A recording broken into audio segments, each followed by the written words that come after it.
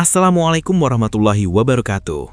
Bayangkan jika suatu malam, tepat saat dunia bersorak menyambut tahun baru, seluruh sistem keuangan runtuh, listrik padam, alarm nuklir berbunyi, pesawat kehilangan navigasi, semua hanya karena 2 digit angka. 3, 2, 1, tahun 2000. Apakah Anda tahu? Ada saat dalam sejarah modern ketika dunia benar-benar percaya bahwa peradaban bisa runtuh bukan karena perang, bukan karena meteor, tetapi karena bug komputer. Selamat datang di Epos History, tempat kita membedah momen-momen paling menegangkan dalam sejarah umat manusia. Sebelum kita mulai, pastikan Anda subscribe sekarang, tekan tombol like, share, dan aktifkan lonceng notifikasi. Karena di channel ini kita tidak hanya menceritakan sejarah, kita membongkar pelajaran tersembunyi di baliknya. Hari ini kita akan membahas Y2K, bug komputer yang hampir membuat dunia panik massal. Apakah ini hanya sensasi media, atau kita benar-benar nyaris menghadapi efek domino menuju kekacauan global? Mari kita telusuri bersama. Bayangkan dunia di ambang milenium baru. Malam 31 Desember 1999 bukan sekadar pergantian tahun. Itu adalah momen ketika umat manusia berdiri di perbatasan antara 2 abad, 2 angka, 2 era. Tahun 2000 terdengar seperti sesuatu yang selama puluhan tahun hanya hidup dalam novel fiksi ilmiah dan film tentang masa depan. Namun ketika masa depan itu benar-benar tiba, yang muncul bukan hanya euforia, melainkan kecemasan global yang belum pernah terjadi. Di berbagai penjuru dunia, jutaan orang menatap jam yang terus berdetak menuju tengah malam. Mereka tidak sekadar menunggu pesta kembang api, mereka menunggu sesuatu yang jauh lebih besar atau jauh lebih mengerikan. Ketika jarum jam menyentuh angka 12 dan kalender berubah dari 1999 menjadi 2000, banyak yang percaya bahwa dunia modern yang bergantung pada teknologi akan runtuh dalam hitungan detik. Bukan karena perang, bukan karena bencana alam, tetapi karena sebuah kesalahan kecil dalam logika komputer. Fenomena ini dikenal sebagai Y2K, singkatan dari Year 2000. Selama bertahun-tahun sebelum pergantian milenium, para ahli teknologi memperingatkan bahwa sistem komputer lama menyimpan tahun dalam format 2 digit, bukan 4 digit. Artinya, tahun 1999 ditulis sebagai 99. Ketika kalender berubah menjadi 2000, komputer dikhawatirkan akan membaca 00 sebagai 1900, bukan 2000. Kesalahan kecil ini berpotensi menciptakan kekacauan besar, karena pada akhir abad ke-20, hampir seluruh infrastruktur dunia, bank, pembangkit listrik, rumah sakit, sistem penerbangan hingga pertahanan militer bergantung pada sistem komputer. Bayangkan jika sistem perbankan tiba-tiba menganggap semua data transaksi kembali ke tahun 1900, rekening bisa kacau, bunga pinjaman salah hitung, atau saldo menghilang.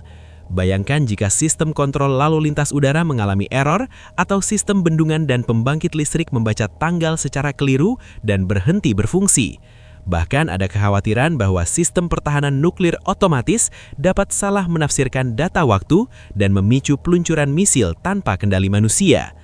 Dalam dunia yang sudah sangat terdigitalisasi, kesalahan tanggal tampak sepele, tetapi konsekuensinya bisa berskala global. Ketakutan ini tidak lahir dalam semalam.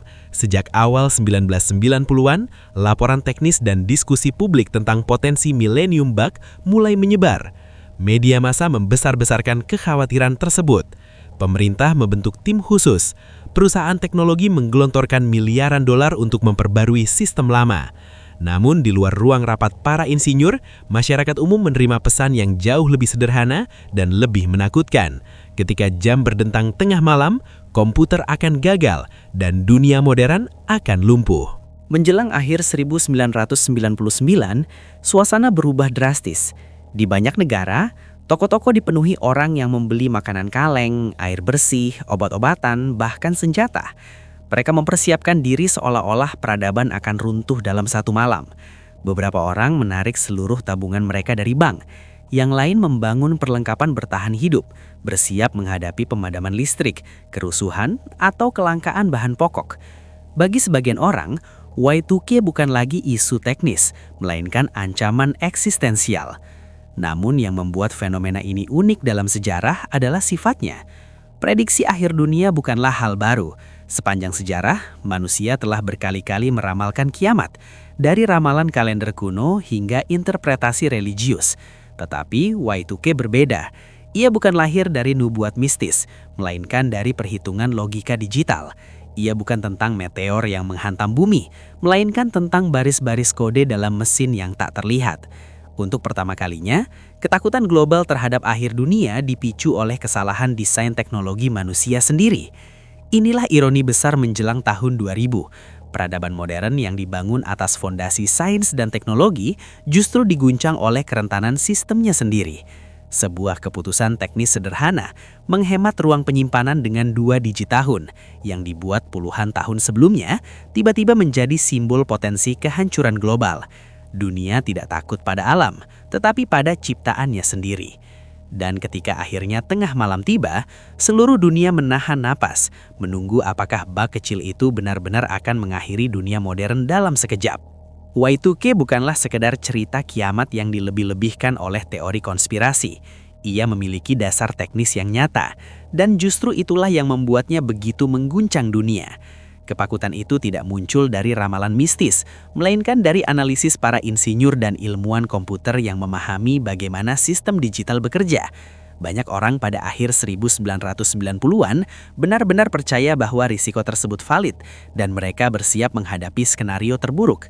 Untuk memahami mengapa kepanikan ini bisa meluas secara global, kita perlu melihat konteks sejarahnya. Ada 3 kekuatan besar di akhir abad ke-20, khususnya dekade 1990-an yang menjadi bahan bakar ketakutan Y2K. Pertama, pertumbuhan teknologi yang eksponensial. Komputer tidak lagi menjadi mesin raksasa di laboratorium penelitian. Ia telah masuk ke rumah, kantor, bank, rumah sakit, bahkan sistem pertahanan militer.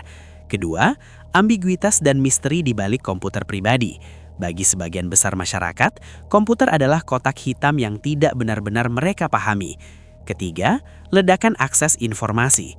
Media massa dan internet awal menyebarkan berita dengan kecepatan yang belum pernah terjadi sebelumnya, memperbesar kekhawatiran dalam skala global. Namun akar persoalan Y2K jauh lebih tua dari yang banyak orang bayangkan. Penyebutan awal masalah ini dapat ditelusuri ke tahun 1958 ketika seorang karyawan IBM bernama Bob Bemer mulai memperingatkan potensi bahaya dalam cara komputer menyimpan tanggal. Pada masa itu, komputer masih merupakan teknologi baru, produk sampingan dari inovasi besar selama Perang Dunia Kedua. Mesin-mesin tersebut mahal, besar, dan kapasitas memorinya sangat terbatas. Di tahun 1950-an, setiap byte memori bernilai tinggi. Untuk menghemat biaya dan meningkatkan efisiensi, para perancang sistem memangkas apapun yang dianggap tidak esensial. Tahun misalnya disimpan hanya dalam 2 digit terakhir. Tahun 1978 ditulis sebagai 78. Logikanya sederhana. Semua orang tahu bahwa kita hidup di abad ke-20. Jadi mengapa membuang ruang penyimpanan untuk menuliskan 19 di depan setiap angka? Inilah inti teknis dari Y2K. Komputer tidak dirancang untuk berpikir lintas abad. Mereka hanya memproses data sesuai instruksi yang diberikan. Jika sistem hanya mengenali 2 digit terakhir tahun, maka saat 1999 berubah menjadi 2000, angka 00 bisa diinterpretasikan sebagai 1900.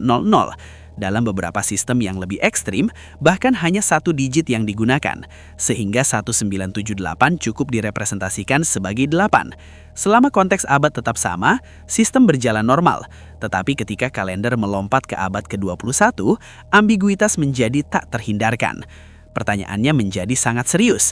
Ketika komputer membaca 00, apakah ia akan menganggapnya sebagai 2000 atau justru 1900? Jika sistem perbankan menghitung bunga berdasarkan tanggal yang mundur 1 abad, hasilnya bisa kacau. Jika perangkat lunak pengendali infrastruktur membaca waktu secara keliru, konsekuensinya bisa meluas. Sekilas ini mungkin tampak seperti kesalahan administratif kecil, namun dalam dunia yang seluruh operasionalnya tergantung pada sinkronisasi waktu digital, kesalahan 1 abad bukanlah hal sepele. Disinilah Y2K berubah dari persoalan teknis menjadi fenomena sosial global. Ia memperlihatkan bagaimana keputusan desain kecil di masa lalu yang dibuat demi efisiensi dapat berubah menjadi potensi krisis ketika konteks sejarah berubah. Dan lebih dari itu, Y2K menjadi cermin ketergantungan manusia modern terhadap teknologi yang seringkali tidak sepenuhnya dipahami oleh penggunanya sendiri. Di tengah meningkatnya ketegangan menjelang tahun 2000, masyarakat terbelah menjadi dua kubu besar. Ada yang menganggap semua ini berlebihan, sekadar paranoia teknis dari orang-orang yang terlalu dalam memahami cara kerja komputer.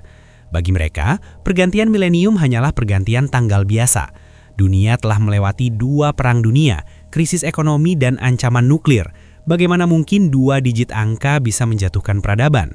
Namun di sisi lain, ada kelompok yang memahami implikasi sistemik dari kesalahan ini.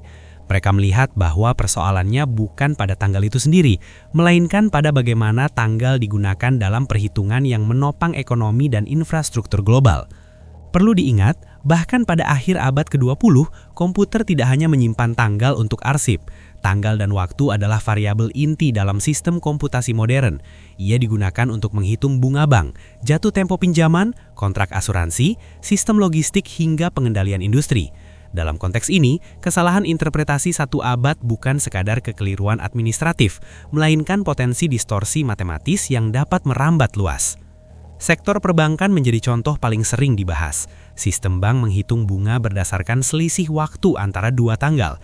Jika komputer salah membaca tahun 2000 sebagai 1900, maka ia bisa menganggap bahwa 100 tahun telah berlalu dalam sekejap.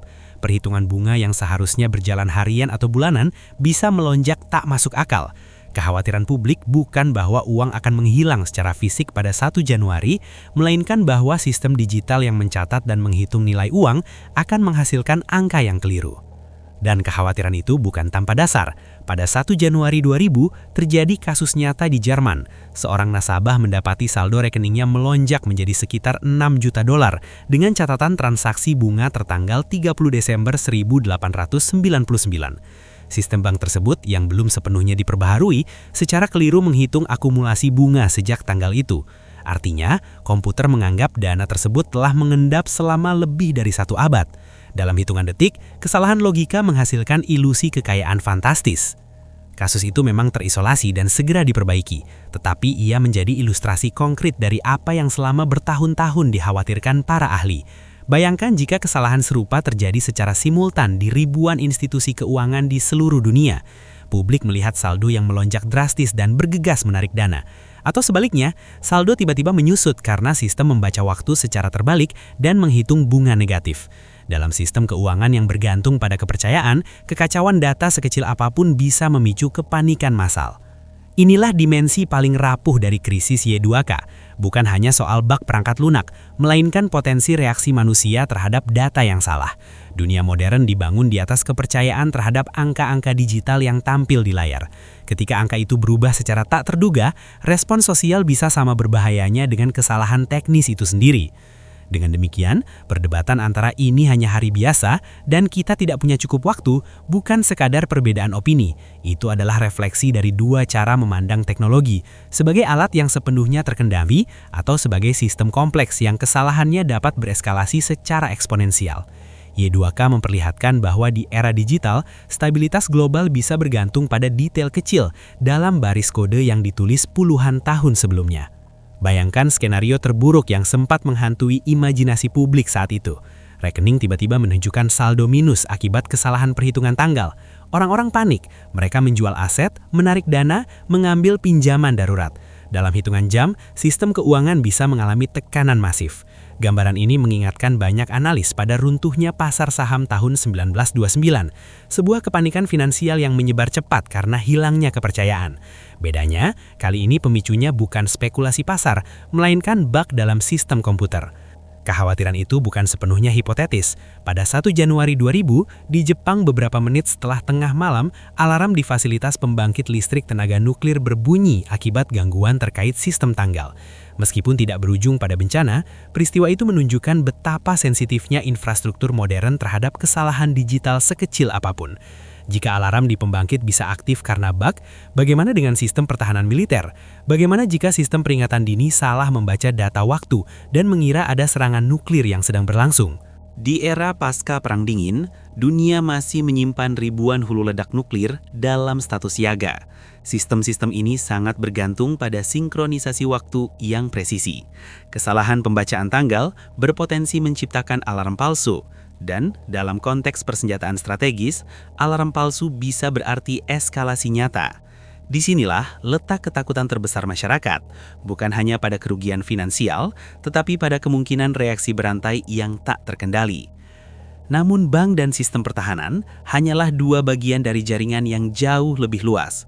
Transportasi udara, distribusi energi, layanan kesehatan, komunikasi, bahkan sistem logistik pangan, semuanya dikendalikan oleh komputer yang memproses tanggal dan waktu sebagai variabel utama. Jika cukup banyak sistem gagal secara bersamaan, kebutuhan dasar masyarakat dapat terganggu. Pemadaman listrik meluas, ATM berhenti berfungsi, distribusi bahan bakar tersendat.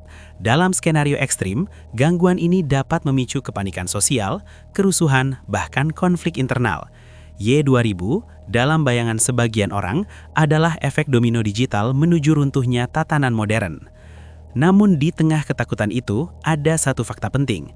Y2000 bukanlah ancaman yang tak terelakkan. Ia dapat diperbaiki. Masalahnya terletak pada waktu dan biaya. Memperbarui jutaan baris kode lama, mengganti sistem usang, dan menguji ulang infrastruktur global memerlukan sumber daya besar. Pemerintah dan perusahaan di seluruh dunia harus bertindak cepat. Dan pada akhir 1990-an, itulah yang mereka lakukan, sebuah mobilisasi teknologi terbesar dalam sejarah modern. Budaya populer bahkan menangkap atmosfer ini. Film Office Space yang dirilis sebelum pergantian milenium secara satir menggambarkan para pegawai kantoran yang bekerja membosankan memperbaiki kode untuk menghadapi tahun 2000. Dalam salah satu dialognya dijelaskan dengan sederhana, untuk menghemat ruang penyimpanan, tanggal ditulis dalam 2 digit, 98, alih-alih 1998. Kini, ribuan programmer duduk di bilik-bilik kantor, menelusuri baris demi baris kode warisan, memastikan bahwa 00 akan dipahami sebagai 2000, bukan 1900. Ironisnya, pekerjaan yang tampak monoton itu mungkin menjadi salah satu upaya kolektif paling penting dalam sejarah teknologi. Di balik layar, tanpa sorotan dramatis, jutaan jam kerja dicurahkan untuk memastikan bahwa ketika dunia memasuki milenium baru, peradaban tidak runtuh karena 2 digit yang terlupakan. Jadi, saya menelusuri ribuan baris kode ini dan sebenarnya tidak masalah. Kalimat itu terdengar sederhana, bahkan nyaris sepele. Namun di baliknya tersimpan realitas teknis yang jauh lebih kompleks. Proses debugging Y2000 bukan hanya soal menemukan satu kesalahan dan menggantinya dengan angka yang benar.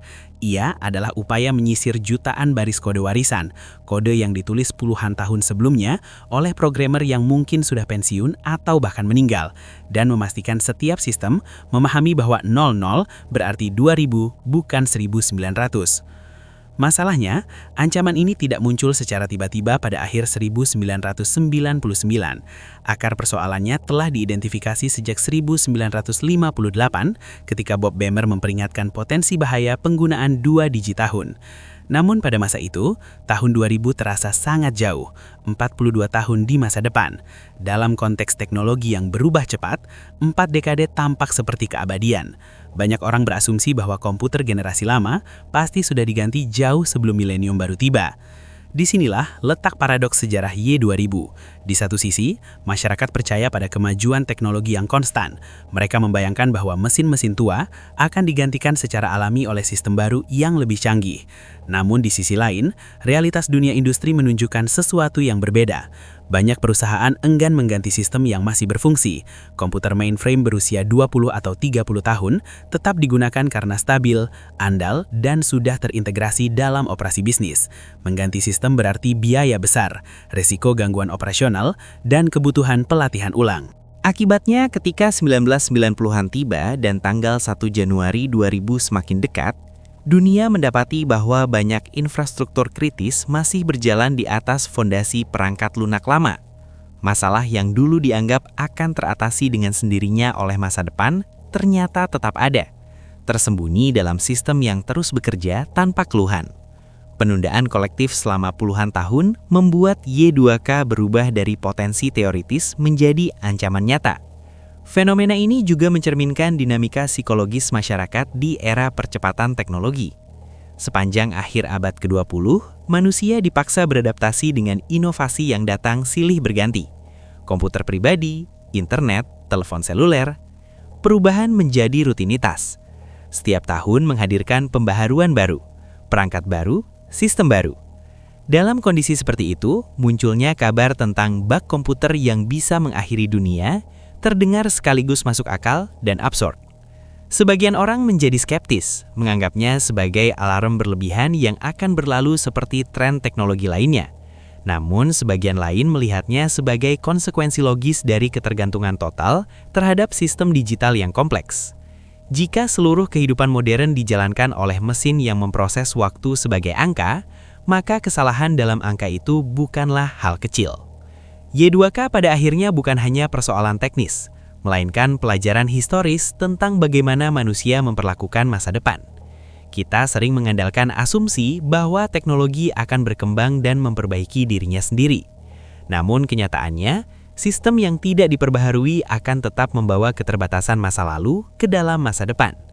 Dan ketika masa depan itu akhirnya tiba, kita dipaksa berhadapan langsung dengan keputusan-keputusan kecil yang pernah dianggap tidak penting. Sangat mudah bagi kita hari ini untuk meremehkan betapa revolusionernya abad ke-20. Dalam rentang satu masa hidup manusia, dunia berubah dari kereta kuda menjadi eksplorasi ruang angkasa. Kita melangkah dari mesin uap menuju era digital dan satelit.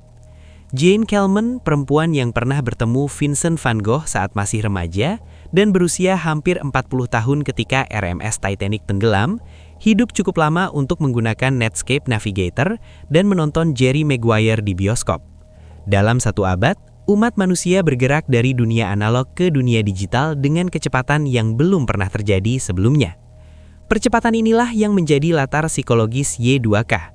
Komputer pribadi pada 1990-an masih relatif baru bagi masyarakat luas. Banyak orang menggunakannya tanpa benar-benar memahami bagaimana ia bekerja.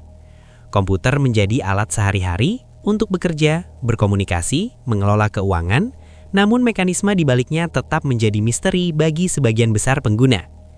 Ketika para ahli memperingatkan tentang bug Y2K, publik tidak memiliki landasan teknis untuk menilai tingkat bahayanya secara mandiri. Sebagian besar orang hanya menjalani rutinitas, menonton televisi, membaca surat kabar, atau mulai menjelajahi internet yang sedang tumbuh pesat. Media menjadi filter utama dalam membentuk persepsi. Dan disinilah dinamika informasi memainkan peran krusial.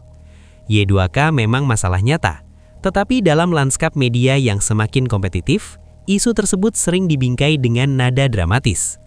Prediksi tentang pesawat yang jatuh dari langit, sistem transportasi yang lumpuh, dan kelaparan global menjadi tajuk yang lebih menarik daripada laporan teknis yang tenang. Fenomena ini menandai masa transisi besar dalam sejarah komunikasi. Di dekade 60-an, masyarakat Amerika misalnya menerima berita dari figur-figur seperti Walter Cronkite, simbol jurnalisme yang dianggap otoritatif dan berbasis fakta. Sumber informasi relatif terbatas dan terpusat. Namun pada 1990-an, lanskap itu berubah drastis. Internet membuka ruang bagi lebih banyak suara, lebih banyak opini, dan lebih banyak interpretasi. Komputer pribadi, produk dari revolusi digital, menjadi pintu gerbang menuju arus informasi tanpa batas. Dalam konteks ini, kepanikan Y2K tidak hanya didorong oleh potensi kegagalan teknologi, tetapi juga oleh ekosistem informasi yang sedang berevolusi. Kabar yang dibesar-besarkan menyebar lebih cepat, dan batas antara analisis teknis dan spekulasi sensasional menjadi kabur. Di beberapa negara, pemerintah menginvestasikan miliaran dolar untuk memperbaharui sistem mereka. Amerika Serikat menggelontorkan dana besar untuk mitigasi Y2K. Italia dilaporkan menghabiskan jauh lebih sedikit secara langsung, meskipun tetap melakukan pengujian dan penyesuaian di berbagai sektor. Menariknya, tingkat gangguan yang terjadi di kedua negara relatif serupa, menunjukkan bahwa sebagian besar masalah berhasil dicegah sebelum sempat muncul. Disinilah kita melihat gambaran yang lebih seimbang. Y2K memang serius. Tanpa intervensi besar-besaran, gangguan signifikan sangat mungkin terjadi. Namun, apakah ia benar-benar ancaman kiamat? Kemungkinan besar tidak. banyak dari bencana yang diprediksi tidak pernah terwujud, bukan karena ancamannya palsu, melainkan karena pekerjaan pencegahan dilakukan secara masif dan terkoordinasi. Y2K pada akhirnya menjadi cerminan dari dua hal, betapa cepatnya teknologi mengubah dunia, dan betapa cepatnya informasi, baik yang akurat maupun yang dilebih-lebihkan, dapat membentuk persepsi kolektif. Ia bukan hanya kisah tentang bug komputer, tetapi tentang masyarakat yang sedang belajar hidup di era digital, ketika ketergantungan pada teknologi dan banjir informasi tumbuh bersamaan, menciptakan kecemasan baru yang belum pernah dihadapi generasi sebelumnya. Menjelang pergantian milenium, dunia tidak hanya menghadapi potensi bug komputer, tetapi juga menghadapi fenomena baru dalam sejarah manusia, ledakan informasi digital. Internet membuka ruang yang belum pernah ada sebelumnya. Blog, jurnal online, forum diskusi, semuanya memberi kesempatan kepada siapapun untuk berbagi pendapat. Untuk pertama kalinya, suara individu memiliki panggung global yang relatif setara dengan institusi besar. Namun demokratisasi informasi ini membawa konsekuensi. Di ruang digital yang masih muda itu, reputasi dan akurasi seringkali berdiri sejajar dengan opini liar dan spekulasi. Siapapun dapat menulis prediksi, menyusun narasi kiamat, dan menyebarkannya dengan cepat. Popularitas tidak selalu bergantung pada kebenaran, melainkan pada daya tarik emosional. Dalam konteks Y2K, kombinasi antara ketidakpastian teknis dan media yang semakin kompetitif menciptakan badai sempurna. Tabloid dan sebagian liputan berita memperbesar skenario terburuk. Judul-judul sensasional tentang pesawat yang akan jatuh, sistem transportasi yang lumpuh, atau keruntuhan ekonomi global membanjiri ruang publik. Generasi yang masih terbiasa mempercayai media arus utama sebagai sumber otoritatif, kini menghadapi lanskap informasi yang jauh lebih kompleks. Transisi ini terjadi begitu cepat sehingga banyak orang belum memiliki imunitas kritis terhadap sensasionalisme.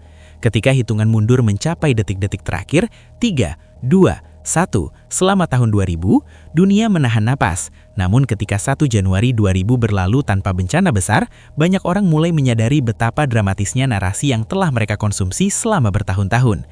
Gangguan memang terjadi di sana-sini, tetapi tidak ada kiamat digital, tidak ada runtuhnya sistem global, tidak ada anarki massal.